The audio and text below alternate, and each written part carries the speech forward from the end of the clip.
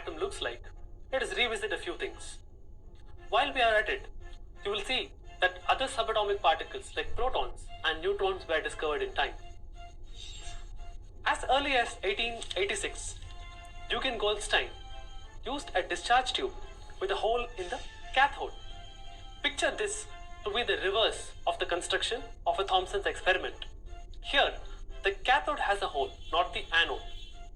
He observed that while cathode rays were streaming away from the cathode, there were colored rays produced simultaneously which passed through the perforated cathode and caused a glow on the wall opposite to the anode.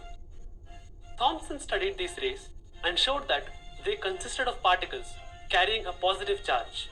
He called them positive rays.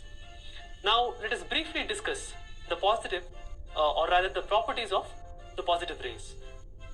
These rays cause fluorescence in the zinc sulfide coated screen. Also, they travel in a straight line and are deflected by electric as well as magnetic fields in a way indicating that these are composed of particles which are positively charged. Lastly, the charge to mass ratio of positive particles varies with the nature of the gas placed inside of the discharge tube. Also, they possess mass many times that of the mass of an electron. The smallest and lightest positive ion was obtained from hydrogen and was called a proton. Eventually, in about 1919, scientists figured out the properties of this positively charged fundamental subatomic particle. In time, there was more and more evidence pointing to the presence of a neutral particle that contributed to the mass of the nucleus of an atom, or rather the atom itself.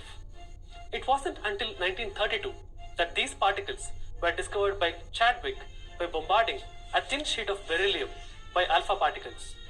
In this experiment, electrically neutral particles having a mass slightly greater than that of protons was emitted.